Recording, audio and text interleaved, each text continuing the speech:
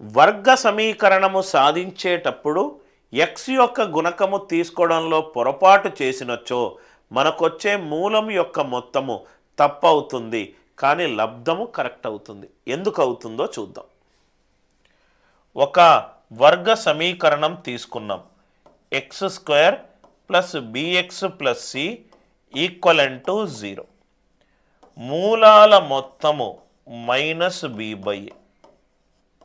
మూలాల మొత్తము ఎప్పుడూ కూడా x గుణకం మీద x² గుణకం మీద ఆధారపడి ఉంది. ఆల్ఫా బీటా మూలాల లబ్ధము c/a. స్థిర పదము అండ్ x² యొక్క గుణకం మీద ఆధారపడి ఉంది. ఇప్పుడు నేను b తప్పు చేశాను. మూలాల లబ్ధము అనేది అసలు b మీద ఆధారపడి లేదు. మూలాల లబ్ధము అనేది c/a, అసలు b మీద ఆధారపడే లేదు. b తప్పు చేసినా కరెక్ట్ చేసినా అసలు నాకు bనే అవసరం లేదు. అంటే bని నేను x యొక్క గుణకంలో తప్పు చేస్తే నాకు ఎఫెక్ట్ కానిదేంటి సార్? మూలాల లబ్ధము. ఈ b వాల్యూ ఇక్కడ తప్పు చేశాను అనుకోండి, ఏ వాల్యూనేమీ మార్చట్లేదు, bనే మారుస్తున్నాను. bని మారుస్తే మూలాల మొత్తము మారుతుంది. మూలాల మొత్తము మారుతుంది. ఎప్పుడు గుర్తుపెట్టుకోండి సార్, రైట్? x యొక్క గుణకాన్ని నేను తప్పుగా రాస్తే x యొక్క గుణకాన్ని తప్పుగా రాస్తే నాకు మారనిదేంటి? మూలాల లబ్ధము. నాకు మారనిది ఏంటి? మూలాల లబ్ధము. రైట్? x యొక్క గుణకాన్ని నేను తప్పు చేస్తే నాకు మారేదేంటి? మూలాల మొత్తము. ఎందుకంటే మూలాల మొత్తములోనే b వాల్యూ ఉంది, మూలాల లబ్ధములో b వాల్యూ లేదు.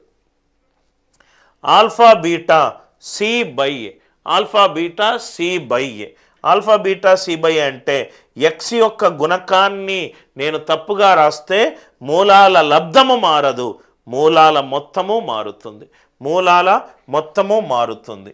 రైట్? అదే ఇంకొక case, ax² + bx + c = 0.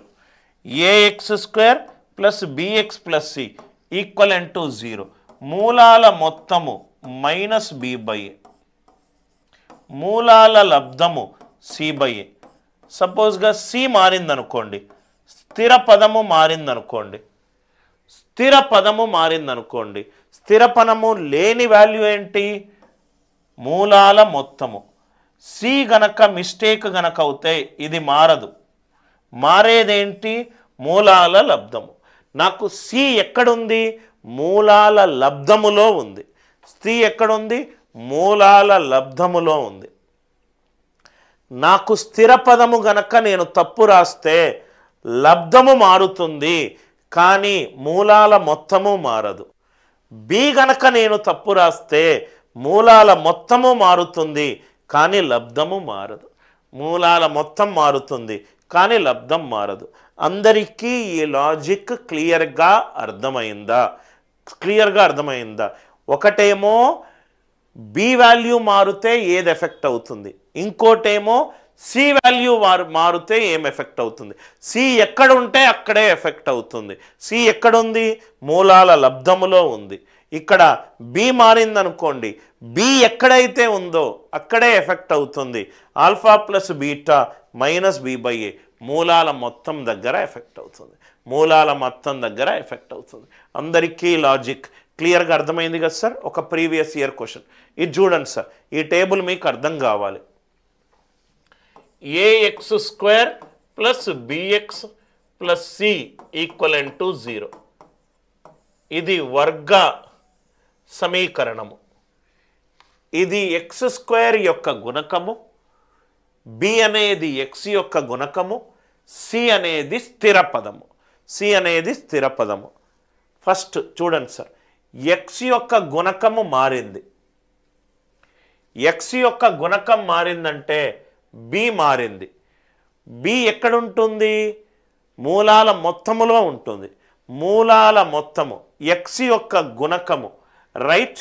x యొక్క గుణకం మారితే మూలాల మొత్తము మారుతాయి. బి లేనిదేంటి? మూలాల లబ్ధము యాజ్ ఇట్ ఈజ్గా అదే ఉంటుంది, యాజ్ ఇట్ ఈజ్గా అదే ఉంటుంది. అందరికీ లాజిక్ అర్థమైంది కదా సార్? స్థిర రాశి సి మారింది. సి ఎక్కడ ఉంటుంది? మూలాల లబ్ధములో ఉంటుంది, మూలాల లబ్ధములో ఉంటుంది. మూలాల లబ్ధము రైట్ మారుతుంది. సి లేనిదేంటి? మూలాల మొత్తము అది సేమ్ యాజ్ ఇట్ ఈజ్గా ఉంటుంది, రైట్. ఎక్కడైతే ఉంటుందో అది మారుతుంది, మారినప్పుడు క్రాస్ మార్క్. ఏదైతే మారదో అది యాజ్ ఇట్ ఈజ్గా ఉండడంలో టిక్ మార్క్. దీని నుంచి చాలాసార్లు ఒక ఎగ్జామినేషన్ క్వశ్చన్ అడిగాడు సార్. ఎక్స్ స్క్వేర్ గుణకం మారిందనుకోండి, ఎక్స్ స్క్వేర్ మనకు దేంట్లో ఎక్స్ స్క్వేర్ గుణకం అంటే ఏ మారడము, ఏ దేంట్లో ఉంది? మూలాల మొత్తములోనూ ఉంది, మూలాల లబ్ధములోనూ ఉంది. ఇది మారుతుంది, ఇది మారుతుంది. ఇది మూలాల మొత్తము మారుతాయి, మూలాల లబ్ధము మారుతాయి. Are you all with me? ఏ వాల్యూ మారినప్పుడు ఏ ఎక్కడెక్కడైతే ఉందో అవన్నీ మారుతాయి. ఆల్ఫా ప్లస్ బీటా మారుతుంది, ఆల్ఫా బీటా మారుతుంది. బి మారిందనుకోండి, బి ఉంది మూలాల మొత్తములో, రైట్. రూట్స్ మొత్తము ఆల్ఫా ప్లస్ బీటాలోనూ మారుతుంది, రైట్. ఆల్ఫా బీటాలో మారదు.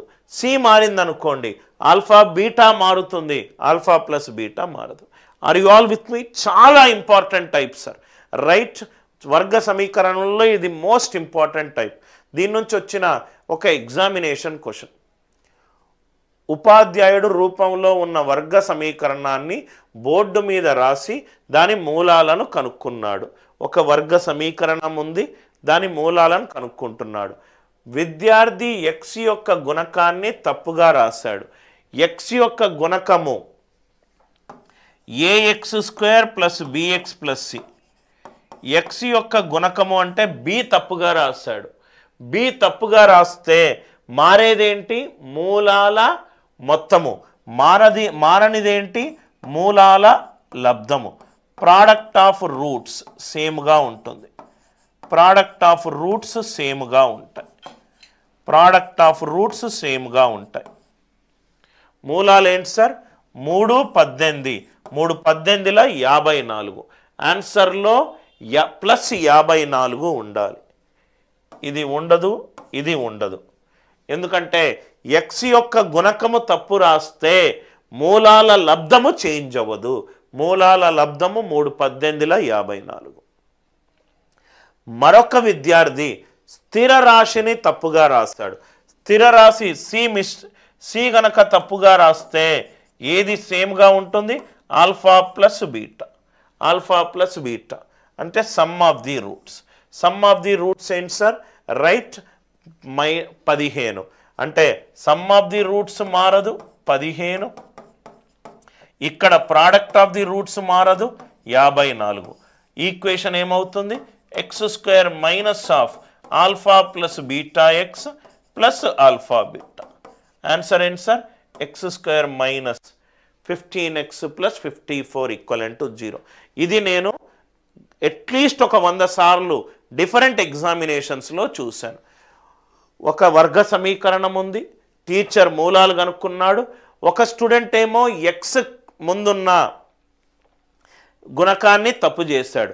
ఎక్స్ ముందున్న గుణకాన్ని తప్పు చేస్తే మూలాల లబ్ధము సేమ్గా ఉంటుంది. 3 18ల 54. ఆన్సర్లో ప్లస్ 54 రావాలి. ఇది తీసేశాను, ఇది తీసేశాను. ఇంకో స్టూడెంట్ స్థిర రాశి తప్పుగా రాశాడు. సి తప్పుగా రాస్తే ఈ మూలాల మొత్తము ఎంత ఉండాలి? ఆల్ఫా ప్లస్ బీటా 15 ఉండాలి. ఆల్ఫా ప్లస్ బీటా ఇక్కడ -b/a -15 అయింది కాబట్టి తీసేశాను.